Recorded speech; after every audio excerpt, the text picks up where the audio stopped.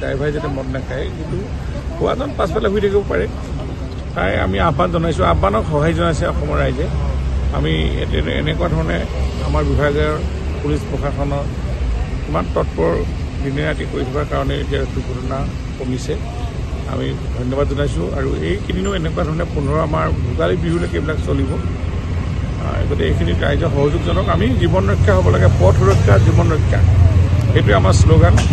আৰু ইয়াৰ শ্লোগানৰ কাৰণে আমি যাতে কোনো কাৰণতে আমাৰ মানুহ জীৱনৰ প্ৰাণহানি হ'ব নালাগে আৰু মাক দেউতাকৰ ল'ৰা ছোৱালীবিলাককো আমি উঠি অহা প্ৰজন্মও যাতে এইখিনি সজাগ হয় তাৰ কাৰণে ক'ৰবাত 2-1 ধৰা পইচা কিন্তু ধৰা পৰিলে আমি ৰাতিপুৱালৈকে থানাত ভৰাই থাকিব সেইটোৱে আমাৰ সিদ্ধান্ত আছে গতিকে গোটেই ৰাতিটো থাকিব লাগিব থানাত গতিকে এইখিনি নিজেই সাৱধান হয়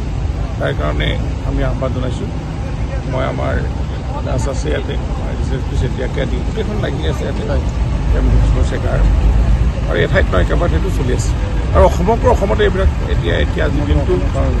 গতিকে মই ভাবোঁ যে অসমৰ আমাৰ ট্ৰান্সপৰ্ট ডিপাৰ্টমেণ্টৰ MVI DTO checker EC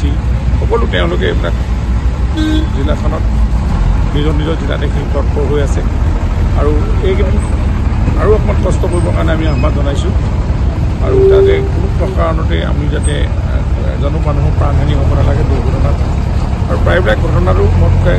drive কৰাৰ ফলতে হয় আৰু এতিয়া এইবিলাক কমিছে মই ভাবোঁ আমাৰ এই নতুন বছৰত অহা কাইলৈ 31 পৰহিলৈ 2025 নতুন বৰ্ষত আমি যাতে কোনো বেয়া কথা শুনিবলগীয়া নহয় তাৰ কাৰণে এই তৎপৰতা অৱলম্বন কৰা হৈছে গতিকে মাননীয় মুখ্যমন্ত্ৰীয়েও এইটো বহু গুণ আছে যে তেখেতে এনেকুৱা ধৰণৰ ঘটনা ৰোধ কৰিবৰ কাৰণে সদায় আহ্বান জনাই আছে টিভিৰ যোগে টেলিভিছনৰ যোগেদি মানুহৰ সজাগতা সৃষ্টি কৰিবৰ কাৰণে তেখেতে সদায় আহ্বান জনাই আছে গতিকে মুখ্যমন্ত্ৰী মহোদয়ৰ আহ্বানত আমাৰ সকলোৱে সহায় জনাইছে